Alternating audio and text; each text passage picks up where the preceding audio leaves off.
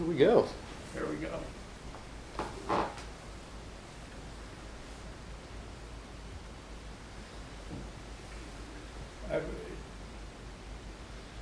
When I was in Europe, the war was on the verge of stopping. And I found myself in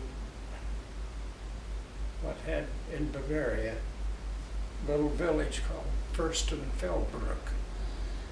And there was an installation there that was Hermann Goering's headquarters for the Luftwaffe. Very elaborate facility there. And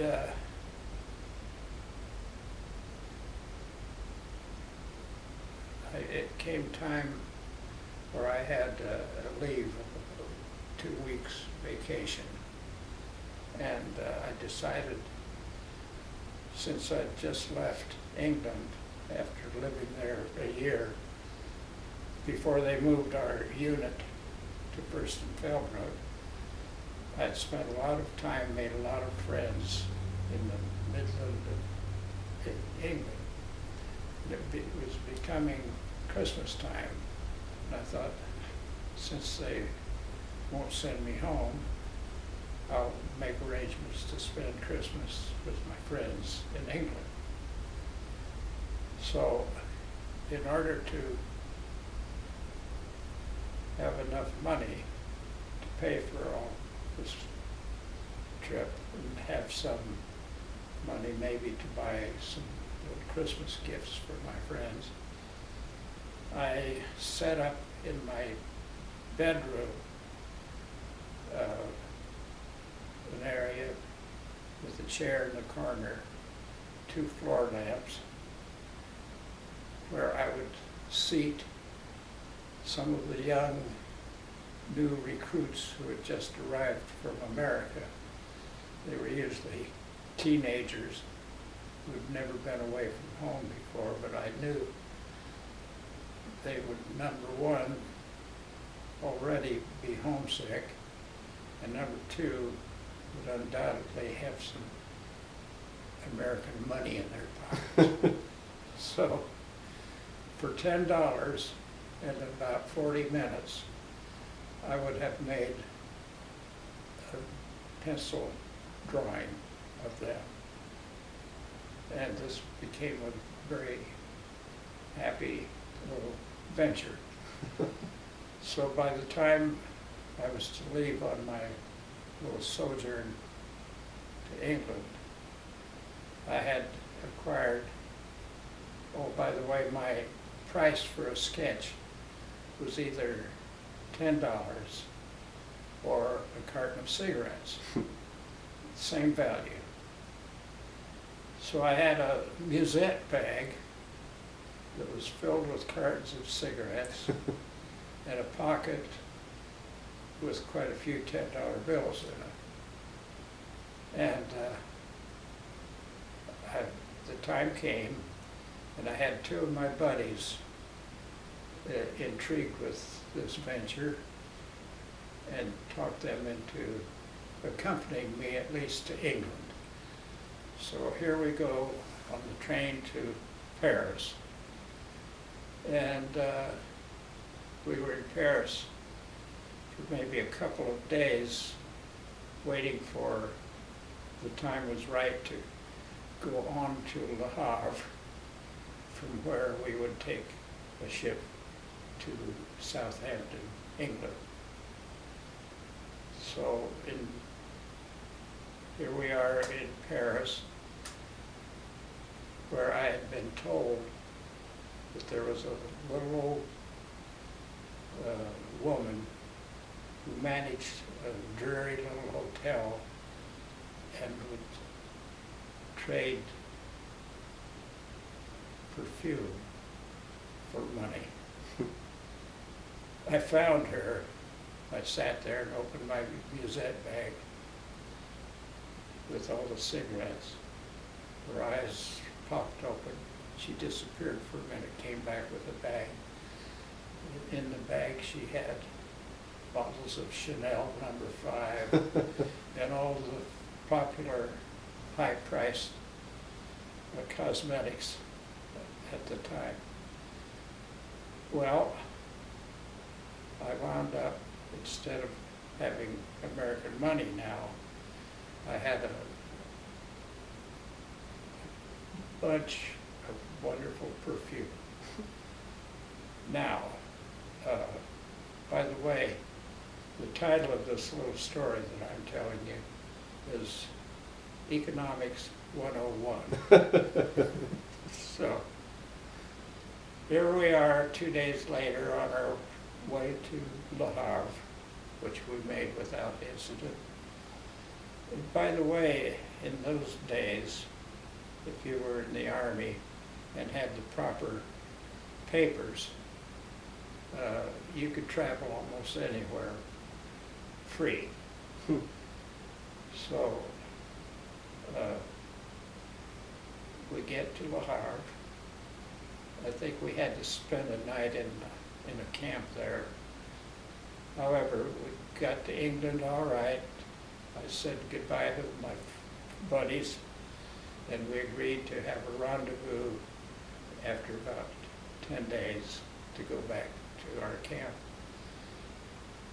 I made my way up to the Midlands, where I was highly greeted, had a wonderful vacation. I gave them the perfumes, and as it would have you, they ran a beauty parlor in England, where there had been a scarcity of any luxury item since the war. And they were so happy to see bottles of rare perfumes. So I turned it all over to them, and they immediately had English pounds, which they handed over to me, which I in turn used to celebrate Christmas with them. And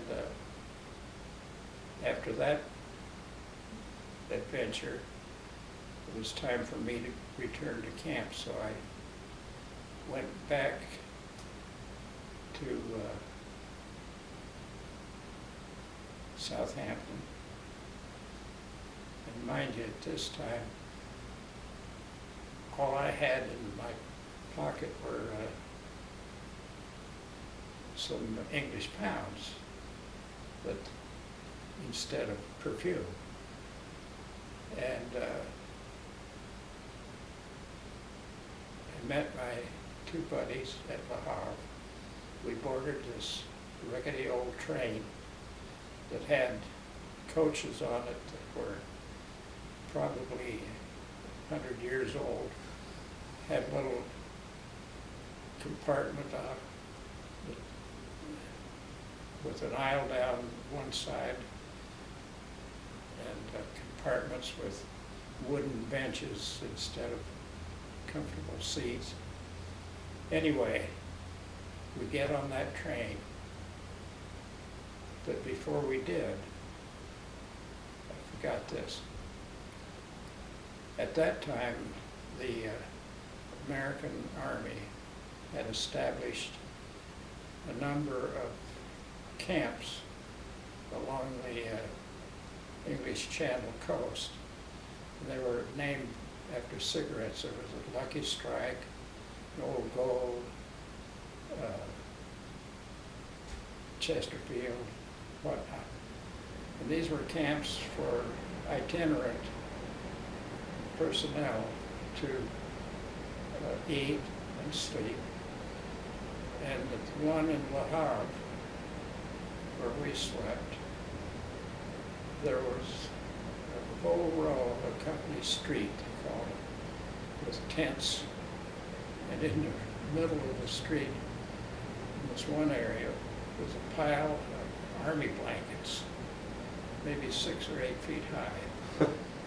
And we assumed that they were there to accommodate us transient Army personnel. So we gathered up all the blankets that we could stuff into the barracks bag. And here we are sleeping in one of these tents with a barracks bag full of blankets. Now, the next day, that evening, we boarded the train, managed to fall asleep, and were awakened the next morning to someone opening the door on the track side of our little compartment. And here were the faces of two young French boys saying, "Any business? Business?" Which meant, do you have anything to sell them? Of course, we had some blankets. And so we left the train filled with French francs, which gave us time to explore a little bit of Paris. Because our train that we were to take back to Germany would not be leaving for another 3 days. Can you imagine the happiness that overcame 3 GIs alone in Paris with all the money in the world? And it happened, and during that time I had acquired a camera, and I made many photographs that I still have someplace. And got back to camp in first in Fellbrook, and to my astonishment, while I was gone, they advanced my position from private to corporal. And so I'm back now, as they say, back home and broke. And I had to start all over with my chair in the corner and the 2 floor lamps and set up business. So that's my saga Christmas trip to England. Amen. Thanks for sharing.